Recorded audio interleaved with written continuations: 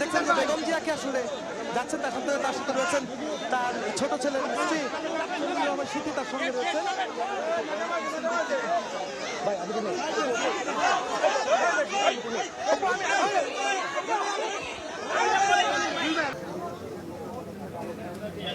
তাকে বিদায় দেওয়ার জন্য নেতাকর্মীরা বাইরে অবস্থান করছে। আপনারা দেখতে পাচ্ছেন যে অসংখ্য নেতাকর্মী গুলশানের বাসভবন ফিরোজার সামনে অবস্থান করছেন। ভিতরেও কিন্তু বেগম জিয়ার যে লাগেজগুলি সেগুলো কিন্তু গাড়িতে উঠানো হয়েছে, তার গাড়ির প্রস্তুত রয়েছে। যে কোনো মুহূর্তে যে কোনো সময় আসলে গাড়িটি বের হয়ে আসবে ফিরোজার ভিতর থেকে। দেখতে পাচ্ছেন বেগম জিয়া রেডি হচ্ছেন, তৈরি হচ্ছেন। বেগম জিয়ার গাড়িবহর প্রস্তুত হয়েছে, বেগম জিয়া বের হচ্ছেন বাসা থেকে। আমরা দেখতে পাচ্ছি বেগম জিয়ার প্রস্তুতি নিচ্ছে গাড়িতে ওঠার জন্য। আমরা আমাদের ড্রোনের মাধ্যমে দেখানোর চেষ্টা করব। আমাদের ড্রোনটা যদি একটু নিচের দিকে আসে তাহলে দেখাতে পারবো বেগম জিয়া বেরোচ্ছে, গাড়িতে উঠেছেন, তিনি গাড়িতে উঠছেন। গাড়িবহর নেতাকর্মীরা ভিড় ঠেলে আসলে তাদের ম্যাডামকে দেখার জন্য, তাদের নেত্রীকে দেখার জন্য অপেক্ষারত অবস্থায় উত্তেজনা বিরাজ করছে।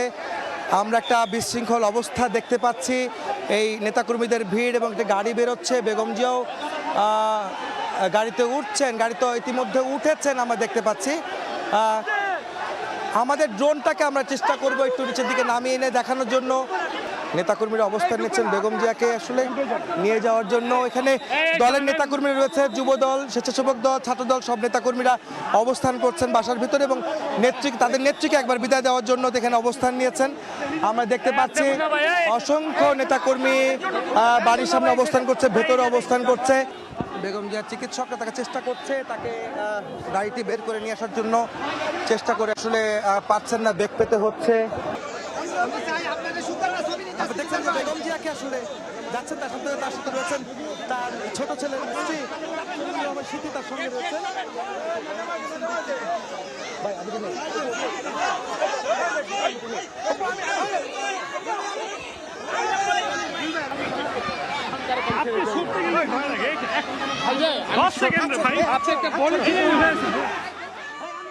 পর্যন্ত যেটি জানতে পেরেছি যে বিএনপি চেয়ারপারসন বেগম খালেদা জিয়া তিনি তার গুলশানের যে বাসভবন ফিরোজা, সেই ফিরোজা থেকে তিনি বের হয়েছেন, কিন্তু ফিরোজার সামনে যে নেতাকর্মীরা জড়ো হয়েছিলেন তাকে শেষবারের মতো বাংলাদেশে বিদায় জানাতে যারা এসেছিলেন তাদের উপস্থিতি অনেক বেশি ফিরোজার সামনে হওয়ার কারণে তাকে আসলে বের হতে কিছুটা বেগ পেতে হচ্ছে, যেটা আমরা বুঝতে পারছি, যেটা আমরা এখন পর্যন্ত খবর পেয়েছি। এবং দেখতে পাচ্ছি যে এইখানে বেগম খালেদা জিয়ার আসার যে পথ, সেই পথের দুপাশে হাজারো নেতাকর্মী তারা অপেক্ষা করে আছেন।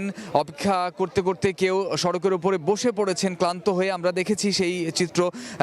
বেগম খালেদা জিয়াকে বিদায় জানাতে তারা কিন্তু এখানে উপস্থিত হয়েছেন রাস্তাগুলোতে।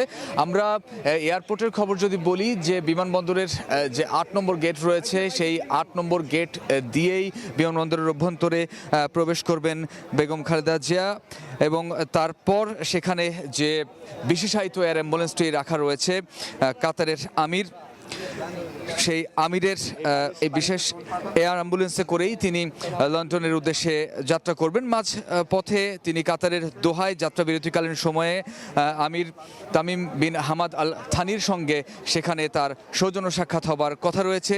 সেই সংক্ষিপ্ত সাক্ষাৎ শেষে আবারও সেখান থেকে লন্ডনের উদ্দেশ্যে যাত্রা করবেন বেগম খালেদা জিয়া। আমরা জানি যে তিনি বহুবিধ রোগে দীর্ঘদিন থেকেই আক্রান্ত, liver cirrhosis, kidney, heart, diabetes, এছাড়া আর্থ্রাইটিস সহ বিভিন্ন রোগে তিনি আক্রান্ত। আদালতের দ্বারে দ্বারে বারবার ঘুরেও কিন্তু তিনি মুক্তি না পাওয়ায় বিগত সরকার তাকে বিদেশ যাওয়ার অনুমতি দেননি। এটি একটি রাজনৈতিক উদ্দেশ্য প্রণোদিত ঘটনা ছিল, যেটি বিএনপির পক্ষ থেকে আজকেও আমাদের বলা হয়েছে।